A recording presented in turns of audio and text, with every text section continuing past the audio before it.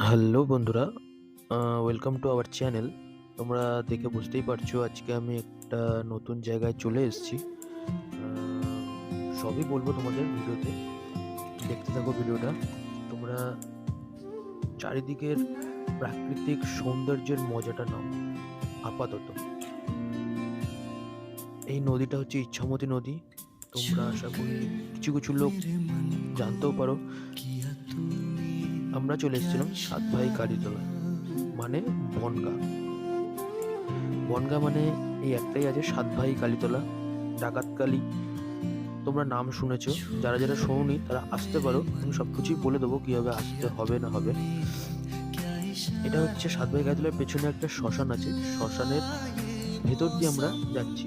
যে ওই পাশ দিয়েও যাওয়ার রাস্তা ছিল, বাট আমরা ভেতরের রাস্তাটাই ইউজ করলাম। একটু শ্মশানটাও দেখে নিলাম। আর এখান থেকে ব্রিজটাও খুব ভালো লাগছিল ছবি তোলার জন্য, তার জন্য এই দিকটা দিয়ে আমরা চলে এলাম। ব্রিজটা যে উঠবো, তোমরা বন্ধুরা সিঁড়িটা দেখো কিরকম খারাপ আর সরু। তোমরা কেউ এসে এই দিকটা দিয়ে এসো না, ওদিকে রাস্তা আছে, ওদিক দিয়েও উঠতে পারবে, ওদিকে সিঁড়িটা চওড়া। আমরা জাস্ট একটু মজার জন্য এই দিকটা দিয়ে উঠলাম। হয়তো মজা করতে গিয়ে কিছু পড়ে গেলে আর কিছু বলার নেই, যাই হোক বাদ দাও। উপর থেকে কত সুন্দর লাগে চারিদিকের দৃশ্যটা তোমরা দেখতে পারো।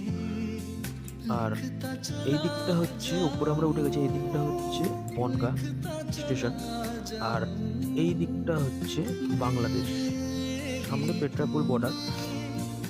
ওইখান দিয়ে আর তোমাদের যেতে দেবে না, বেশ কিছুটা যেতে পারবে, অনেকটাই মোটামুটি যেতে পারবে, তারপর আর যেতে দেবে না যেহেতু বর্ডার আছে। যাই হোক, আমরা এই ব্রিজ দিয়ে আমরা যাচ্ছি, কিন্তু ব্রিজটা হচ্ছে পোক্ত অতটা নয় ঠিক, আমরা যেটুকুনি বুঝলাম। কারণ হচ্ছে এইখান থেকে অত ট্রেন যাতায়াত করে না, রোববার করে বন্ধন এক্সপ্রেস আছে, বিকেলবেলা করে যায়। তো সবাই ওর জন্য এই টাইমটাতে ফটোশ্যুট করতে আসে। আর যদি বাই চান্স ট্রেন চলে আসে, তাহলে ডান দিক বাঁ দিকে দেখো দাঁড়ানোর জায়গা আছে, তোমরা রিস্ক নিয়ে ওখানে দাঁড়াতে হবে, না হলে মেরে দিয়ে চলে যাবে, আর কোনো উপায় নেই, বা ঝাঁপ মারতে হবে তোমাদেরকে নদীতে। আর উপর থেকে ভিউটা দেখো বন্ধুরা, একদিকে হচ্ছে বনগাঁ, একদিকে হচ্ছে বাংলাদেশ। আর নদীটা দেখো কিরকম লাগছে, সব বোটিং করার জন্য এখানে বেশিরভাগ আসে। এদিকটা হচ্ছে নিরামিষ আর এই দিকটা হচ্ছে আমিষ। এইদিকে হচ্ছে পিকনিক হচ্ছে, এই দিকটা হচ্ছে পিকনিক স্পট, আর এই দিকটা হচ্ছে পুজো মানে মন্দির। এদিকে কোনো আমিষের কোনো চিহ্ন নেই। যাই হোক, আর নদীটা দেখো বন্ধুরা, এইখানে হচ্ছে তোমরা বোটিং করতে পারবে, 10 টাকা করে বোটের ভাড়া নেয়। এবার তোমরা যদি আধা ঘন্টা, 1 ঘন্টা, 2 ঘন্টা, 5 ঘন্টা যে যতক্ষণ ইচ্ছা থাকতে পারো, তার জন্য আলাদা চার্জ আছে, 400 টাকা, 500 টাকা, 300 টাকা, মানে ওটা তোমাদের বার্গেনিং করে নিতে হবে। আর আমরা সকালবেলা চলে এসেছিলাম, চারিদিকে এত কুয়াশা, হালকা হালকা ঠান্ডা হাওয়া, আর সবাই এখানে ছবি তুলছে, আমরাও তুলেছি কিছু ছবি। এইবারে আমরা ওখান থেকে নেমে যাচ্ছি একটু এগিয়ে ডাকাত কালীবাড়ির দিকে। ডাকাত কালীবাড়ির দিকটাও খুব সুন্দর, এদিকটা পুরো বলতে পারবে গ্রাম। ওই দিকটা সাতভাই কালী মন্দিরের ওখানটা অতটা গ্রাম মনে হয়নি, কিন্তু ডাকাত কালীবাড়ির এখানটা পুরোটাই গ্রাম মনে হবে। এখানে শুনেছি যে এই দিকটাতে হচ্ছে ডাকাতরা থাকতো, তো পুলিশরাও আসতে ভয় পেত, বা মানুষজনও আসতে ভয় পেত। আর এই ডাকাত কালীবাড়ির গল্প আছে বন্ধুরা, তোমরা শুনবে যে সাত ভাই কালীতলায় যে সাত ভাই ছিল, সাত ভাইয়ের গলা কেটে এই মন্দিরের তলায় ওরা পুঁতে রেখে দিয়েছিল, তাই তারপর থেকে নাম হয়ে গেছে সাত ভাই কালীতলা। আর ডাকাত কালী বাড়ির ডাকাত কালী তোমার মুখটা দেখো তোমরা, গা ছমছম করে উঠবে, মানে অন্যরকমই মুখ পুরো।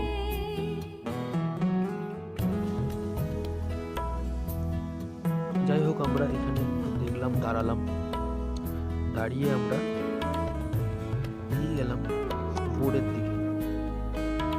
যখন এসছি তাহলে একটু বোর্ডটাও চড়ে নি। আর আমাদের দুজনের যা ওয়েটা, যে মাঝি ছিল মাঝিও হাসছিল। আমরা যে সাইডে দুজন বসেছি সেই সাইডটা পুরো অনেকটা নিচু হয়ে গেছিল।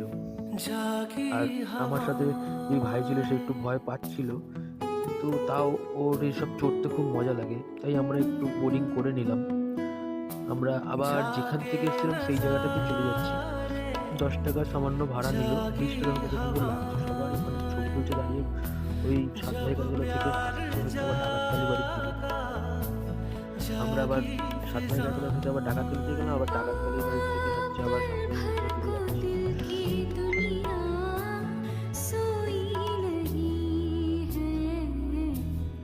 তোমরা যদি এখানে আসতে চাও তাহলে তোমাদেরকে যারা যারা শিয়ালদা থেকে আসবে তাদেরকে বনগা লোকাল ধরতে হবে। বনগা লোকাল ধরে ডাইরেক্ট বনগাঁ এসে নামতে হবে। বনগাঁয় নেমে ওখানে টোটো বা ভ্যান থাকবে, বলতে হবে যে আমি 7 ভাই কালীতলা যাব, তারা নিয়ে চলে আসবে। 10 থেকে 15 টাকা হয়তো টোটো বা ভ্যান ভাড়া নেবে, চলে আসবে। ওইখানে আসতে সামনাসামনি পুরো স্পটগুলো তোমরা কাউকে জিজ্ঞাসা করলে সব দেখিয়ে দেবে, পুজো দিতে পারবে মন্দিরে।